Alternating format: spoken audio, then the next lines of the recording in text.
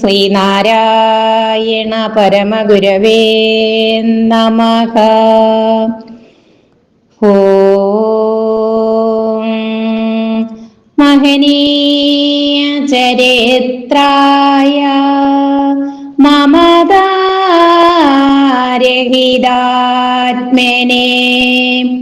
നാരായണ യതീന്ദ്രായ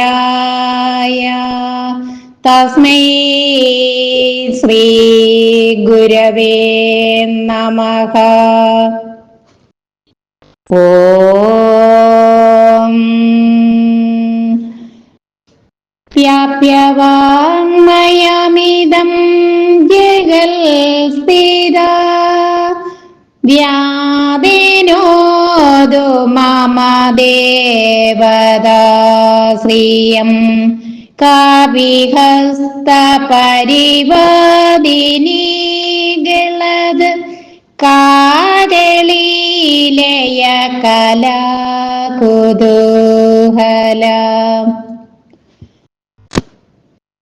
പരമകാരുണികനായ ശ്രീനാരായണ ഗുരുദേവ തൃപ്പാദങ്ങളിൽ പ്രണാമം അർപ്പിക്കുന്നു.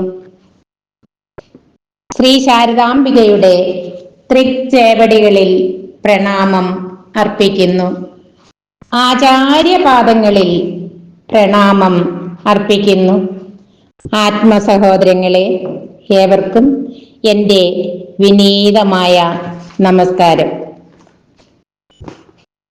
മങ്ങാട് ബാലചന്ദ്രൻ സാറിൻ്റെ ഗുരുദേവ കഥാസാഗരം 55-ാം ഭാഗം അവതരണം ഗുരുവിനെ പരീക്ഷിച്ചാൽ.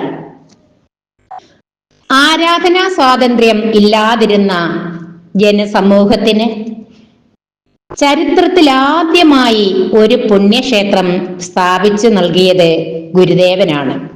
ആ ഗുരുദേവനെ സ്വന്തം ഹൃദയത്തിൽ പ്രതിഷ്ഠിച്ചുകൊണ്ട് നടന്ന ഒരു ഗുരുഭക്തനായിരുന്നു വിളയത്ത് കൃഷ്ണനാശാൻ. ആശാൻ ആദ്യമായി ഗുരുദേവനെ ദർശിച്ചത് അരുവിപ്പുറത്ത് വെച്ചായിരുന്നു. അന്ന് ചെറിയ ഒരു ശ്രീകോവിലും ഗുരു ദർശനത്തിനായി വന്നെത്തുന്നവരുടെ ആവശ്യത്തിനുള്ള 2-3 കുടികളും മാത്രമേ അവിടെ ഉണ്ടായിരുന്നുള്ളൂ. പിന്നീട് ആശാൻ അരുവിപ്പുറത്തെ ഒരു സ്ഥിരം സന്ദർശകനായി തീർന്നു. ഒരു ദിവസം ഗുരുദേവൻ പർണശാലയിൽ വിശ്രമിക്കുകയായിരുന്നു. ആശാൻ അവിടെ എത്തി ഗുരുദേവനെ നമസ്കരിച്ചു. വിശേഷമെന്ത് എന്ന് ഗുരുദേവൻ അന്വേഷിച്ചു. ഗുരുവിന്റെ വർത്തമാനത്തിൽ ലയിച്ച് ആശാൻ ഒതുങ്ങി നിന്നു. അവിടം വിട്ടു പോകുവാൻ തോന്നിയില്ല. കുറച്ചു കഴിഞ്ഞപ്പോൾ ഒരു വയസ്സൻ കൂടി അവിടേക്ക് വന്നു ചേർന്നു. അയാൾ ഗുരുദേവനെ നമസ്കരിച്ചിട്ട് പർണശാലയുടെ പുറംതിണ്ണയിൽ ചെന്നിരുന്നു. അയാളുടെ കൈവശം ഒരു പഴയ ശീലക്കുട മാത്രമേ ഉണ്ടായിരുന്നുള്ളൂ. ഗുരുദേവൻ കൃഷ്ണനാശാനെ നോക്കി പറഞ്ഞു, പണിക്കൻ നല്ലൊരു മേശരിയാണ്. ആശാനും പണിക്കരും പരസ്പരം നോക്കി പരിചിതരെ പോലെ ചിരിച്ചു. അല്പനേരം കഴിഞ്ഞ് വർത്തമാനത്തിനിടയിൽ ഗുരുദേവൻ ആ വയസ്സനോടായി തമാശ രൂപേണ ഇങ്ങനെ പറഞ്ഞു, പണിക്കന്റെ കുടയ്ക്കകത്ത് പാളയിൽ കെട്ടിവെച്ചിരിക്കുന്ന അവലും നാളികേര കഷ്ണങ്ങളും എടുത്താൽ നമുക്കെല്ലാ പേർക്കും ഉപയോഗിക്കാമല്ലോ. അത് കേട്ട് പണിക്കർ ആദ്യമൊന്ന് പരുങ്ങി, പിന്നെ ആശ്ചര്യപ്പെട്ടു. അയാൾ അപ്പോൾ തന്നെ ആ പഴയ കുടയ്ക്കകത്ത് ഒളിപ്പിച്ചു വച്ചിരുന്ന ഒരു പാളപ്പൊതി പുറത്തെടുത്ത് ഗുരുവിന്റെ തിരുമുമ്പിൽ വെച്ച് തൊഴുതു.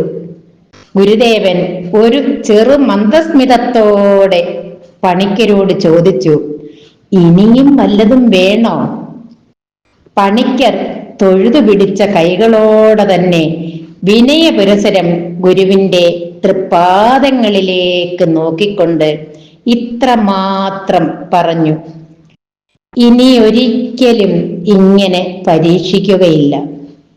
ഗുരുവിന്റെ ചോദ്യവും പണിക്കന്റെ മറുപടിയും കേട്ട് ആശങ്കപ്പെട്ടു നിന്ന കൃഷ്ണനാശാനോട് അപ്പോൾ പണിക്കർ തന്നെ തനിക്ക് പറ്റിയ അമളി എന്തെന്ന് വെളിപ്പെടുത്തി. ഇതിനു മുമ്പ് 6 പ്രാവശ്യം ഇതുപോലെ അവലും തേങ്ങാ കഷ്ണങ്ങളും പാളയിൽ പൊതിഞ്ഞ് ഈ കുടയിൽ ഒളിപ്പിച്ചു വെച്ചുകൊണ്ട് ഞാൻ ഇവിടെ വന്നു പോയിട്ടുണ്ട്. ഇതിപ്പോൾ 7ാമത്തെ തവണയാണ് ഇങ്ങനെ പരീക്ഷിച്ചത്. ചെയ്തു പോയത് വലിയ അപരാധമാണെന്ന് മനസ്സിലാക്കിയ പണിക്കർ സങ്കടത്തിലായി. ഗുരുദേവന്റെ മുഖത്തേക്ക് നോക്കുവാൻ കൂടി അയാൾക്ക് പിന്നീട് ധൈര്യമുണ്ടായില്ല. ഗുരുദേവന്റെ പരഹൃദയജ്ഞാനം ആദ്യ ദർശനത്തിൽ തന്നെ ബോധ്യപ്പെട്ടിരുന്ന കൃഷ്ണനാശാൻ ആ സംഭവത്തിൽ നിന്നും ഒരു പാഠം കൂടി പഠിച്ചു. ഗുരുവിനെ പരീക്ഷിക്കുന്നവൻ ഗുരുവിനാൽ തന്നെ പരീക്ഷിക്കപ്പെടും. അവതാരവരേഷ്ടം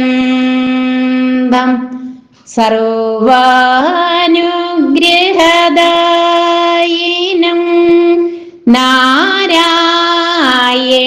ഗുരും വന്ദേ സർവമംഗളസിദ്ധയേ.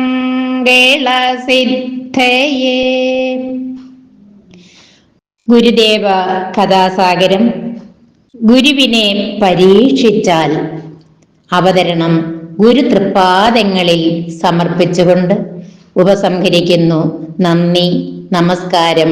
ഗുരുധർമ്മം ജയിക്കട്ടെ.